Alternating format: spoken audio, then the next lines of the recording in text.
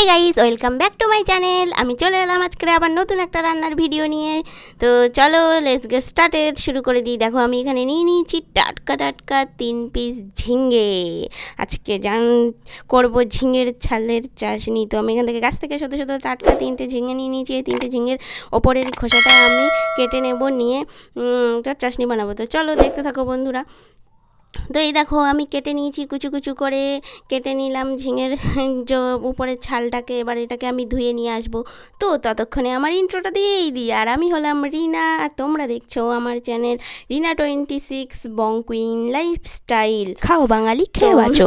চলো, আর অন্যদিকে আমি নিয়ে নিয়েছি, দেখো এখানে পেঁয়াজটাকে আমি কুচু কুচু করে কেটেই নিয়েছি, আর কাঁচা লঙ্কা আর রসুন আর আদাকে কুচু করে নিলাম। নিয়ে আমি দেখো মিক্সিং বাউলে নিয়ে নিচ্ছি, এটাকে মিক্স করব আর মিক্সচার মেশিনে। তো এর মধ্যে কিছুটা জলও দেওয়া আছে, যাতে জল দেওয়া হয়েছে কারণ সব কিছু মিক্স যখন করবে অবশ্যই জল দিয়ে নেবে, পেস্টটা খুব সুন্দর স্মুথ হবে।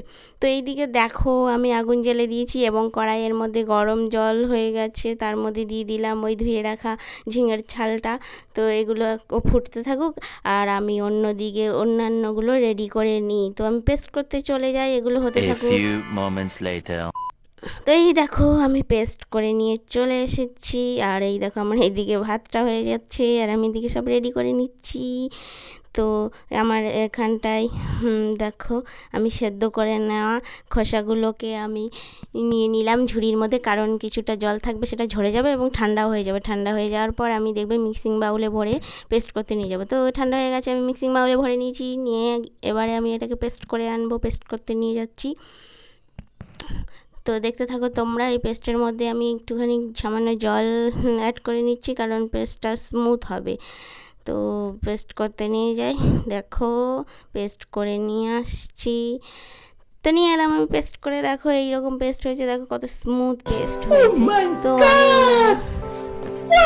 ওপর কড়াই দিয়ে দিয়েছিলাম, কড়াইটা গরম হয়ে যাওয়ার পরে একদম খালি কড়াইয়ের ওপরে এই পেস্টটা আমি ঢেলে দিচ্ছি, কারণ হচ্ছে প্রথমে তেল দেবে না, কিছুটা জল থাকে, যে জলটা দিয়ে আমি পেস্টটা করেছি অথবা সেদ্ধ করেছি তাতেও কিছুটা জল ছিল।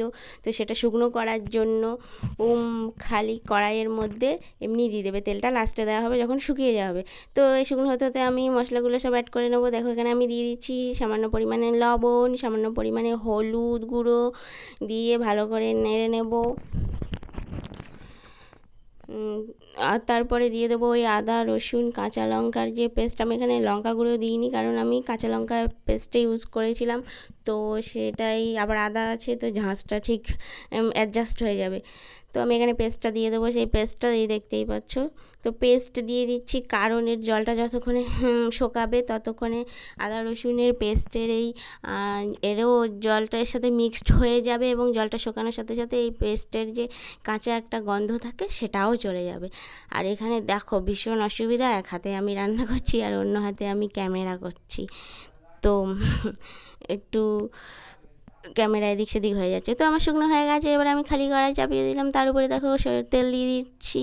তেলটা গরম হয়ে যাওয়ার পর আমি এখানে দিয়ে দেবো পেঁয়াজ কুচো, কুচু কুচু করে যে পেঁয়াজটা আগে কেটে রেখেছিলাম সেই পেঁয়াজ কুচোটা আমি দিয়ে দেবো। পেঁয়াজ কুচোটা একটু নরম হয়ে এলে তারপরে দিয়ে দেবো যে শুকনো করে রাখা যেটা তুলে নিয়েছিলাম ঝিঙের ছালটা, তো সেটাই আমি আবার দিয়ে দিচ্ছি। আর একটুখানি কষাবো, পুরো তেল যখন ছেড়ে আসবে দেখবে কড়াইয়ের উপরে তেলটা উঠে আসছে এবং কড়াই থেকে এই ছালের চাশনিটা ছেড়ে ছেড়ে যাচ্ছে। যখন দেখবে খুন্তিতেও লেগে যাচ্ছে না, তখনই বুঝতে পারবে যে এটা আমার হয়ে গেছে, দেখো শুকনো হয়ে গেছে। তো এবার লাস্টে আমি দিয়ে দেবো সানরাইজের গরম মশলা গুঁড়ো আমি দিয়ে দিচ্ছি। তো এটা হলে দিলে ভালো সেন্ট হবে এবং খেতেও একটু টেস্টি হবে। তো দিয়ে দিলাম আমি এখানে গরম মশলা গুঁড়ো। আর বন্ধুরা, আমার যদি ভিডিওটা তোমাদের ভালো লেগে থাকে তবে লাইক শেয়ার কমেন্ট অবশ্যই করিও, আর আমার চ্যানেলটা সাবস্ক্রাইব করে নিও। তো দেখা হচ্ছে আমাদের নেক্সট ভিডিওতে, ততক্ষণ ভালো থেকো, টাটা।